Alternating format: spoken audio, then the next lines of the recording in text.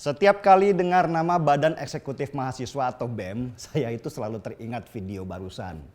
Itu video waktu Pak Yasona Lawli Menkumham kesal karena ternyata ketua BEM yang hadir sama sekali nggak baca RUU KUHP yang mereka demo mati-matian. Saat itulah para ketua BEM dari universitas-universitas negeri ternama itu bengong dan terdiam. Dan mungkin juga mereka menyadari kesalahan mereka yang terlalu emosional. Di acara ILC itulah saya melihat bahwa mahasiswa kita dalam pandangan politik mereka mengalami tingkat penurunan intelektual. Mereka cenderung emosional, tidak paham masalah, tidak mau belajar, cengeng dan kekanak-kanakan. Mungkin secara intelektual mereka bagus ya, nilainya di atas rata-rata. Tapi dari sisi kecerdasan emosional mereka sungguh ada di bawah standar. Gak usahlah dibandingkan dengan mahasiswa tahun 98 yang bergerak memang karena ada masalah besar di negeri ini. Rezim yang sangat otoriter, penculikan-penculikan, kebebasan bicara hilang, dan kekuasaan yang absolut yang berpotensi korup. Ditambah lagi kekuasaan yang tanpa batas dengan naiknya kembali Soeharto menjadi presiden lagi. Itulah yang memicu para mahasiswa dari seluruh Indonesia bergerak dan memunculkan revolusi yang legendaris di masanya. Pada masa itu panggung-panggung orasi menjadi tren.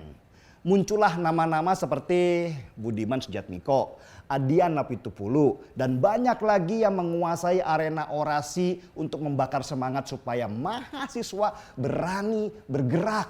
Mereka itu sangat paham masalah. Mereka belajar dan punya cara untuk menyampaikan pendapatnya.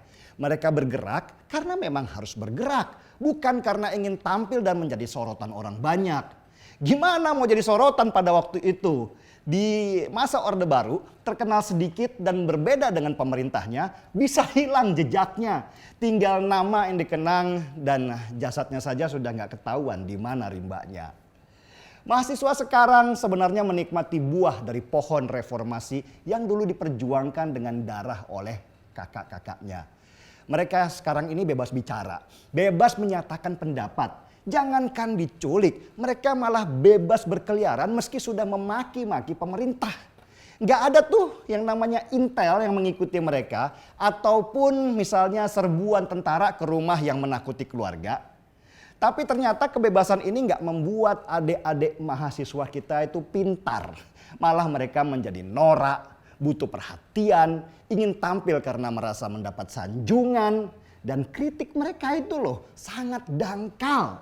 Gak memahami akar masalah atau gambar besar dari sebuah kebijakan. Dan ketika dikritik balik langsung meradang, merasa ditekan, teriak-teriak rezim, buzzer RP yang keluar dari substansi apa yang dibicarakan. Habis itu playing victim dengan teriak HP kita diretas. Gak berapa lama mereka bilang sudah berhasil kami kuasai. Pola kalian itu loh dek, mirip ormas sekelas FPI. Memalukan. Dan sedihnya lagi, mahasiswa-mahasiswa itu ada di universitas negeri ternama di negeri ini. Sekelas Universitas Indonesia yang kita harapkan kelak akan menjadi pionir dalam meneruskan arah kebijakan yang sudah dibangun oleh pemerintah sekarang. Mau jadi apa negeri kita ini kalau sekelas BEM, Universitas Indonesia membuat meme murahan dan menganggapnya itu sebagai kritik? Coba lihat gambar ini. Apakah ini yang disebut sebagai kritik? Kok jadi sekelas sama para buzzer Muslim Cyber Army yang ditangkap polisi karena sering sebarkan meme provokatif dan hoax ya? Di mana sih kritiknya? Apakah mahasiswa sekarang sudah tidak bisa lagi mendefinisikan apa itu kritik? Bahkan tidak bisa membedakan mana kritik dan mana hinaan? Jokowi nggak anti kritik dek. Pemerintah kita juga tidak anti kritik.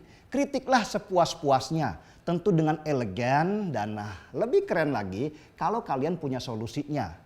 Semua kebijakan itu wajib dikritik kalau ada celah masalahnya. Dan dari kritik itu pemerintah akhirnya diharapkan menemukan lubang masalah dan mencoba memperbaikinya. Gak ada yang sempurna dek. Karena itulah kritik itu mesti ada. Kritiklah lewat tulisan-tulisan yang berbobot sesuai kelas intelektualitas kalian. Kalau mahasiswa, apalagi sekelas Universitas Indonesia, tentu kita berharap ada tulisan yang panjang, penuh data dan berbobot yang membuat pencerahan dan akhirnya membuat kita berpikir dan mengerti. Oh gitu ya. Oke, saya setuju. Kalau nggak bisa nulis, bikinlah video yang bagus dan tuangkan pemikiran-pemikiran di sana.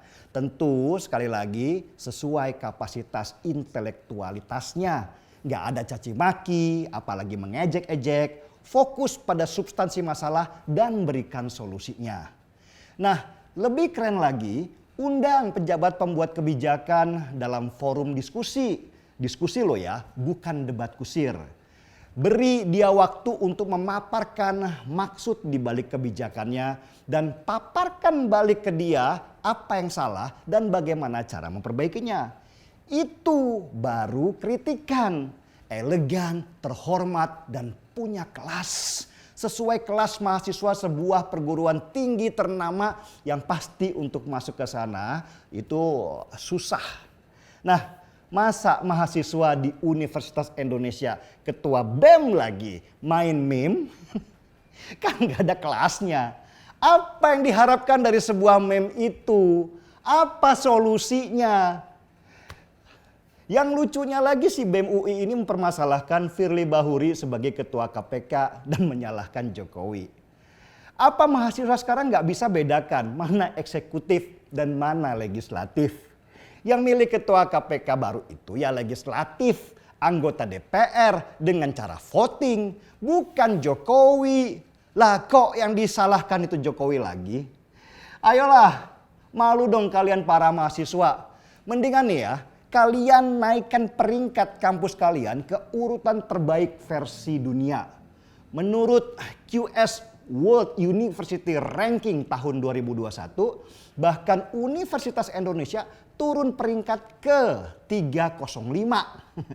Masa kalah sama universitas di Singapura yang rankingnya 11 dari seluruh universitas di dunia? Saya sih tetap punya harapan. Kalau adik-adik mahasiswa selain punya tingkat intelektual yang tinggi, juga punya kecerdasan emosional yang bagus. Cara kalian menyampaikan pendapat menunjukkan kualitas cara kalian berpikir. Kalian ada di universitas yang punya kelas, jadi tunjukkan dong kelas kalian. Yang lucu lagi, ada juga yang membela kalau ketua BEM yang buat meme itu IPK-nya tinggi dan juga asisten dosen pula. Sambil dia menyindir, IPK-nya presiden itu berapa? Ini dia yang salah kaprah. IPK tinggi bukan berarti dia kelak akan jadi orang sukses. Diketawain Elon Musk kalian. Yang bahkan gak peduli yang bekerja di dia itu lulusan SMA atau perguruan tinggi.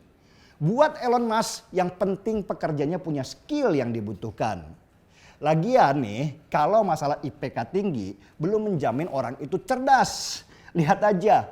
Bahkan ada sekelas profesor gak bisa membedakan mana wajah hasil gebukan dan mana wajah hasil oplosan. Lalu kan, untuk adik-adik mahasiswa yang lain yang gak masuk BEM, bersuaralah. Jangan mau kalian yang di universitas yang sama dikerdilkan oleh para ketua dan pengurus BEM kalian. Yang sebenarnya bersuara bukan untuk kepentingan kalian, tetapi buat kepentingan mereka pribadi supaya dilirik oleh partai politik. Jangan mau jadi kuda tunggangan. Kalian tidak akan pernah bisa mengubah dunia kalau tidak bisa mengubah di sekitar kalian sendiri. Seruput dulu kopinya.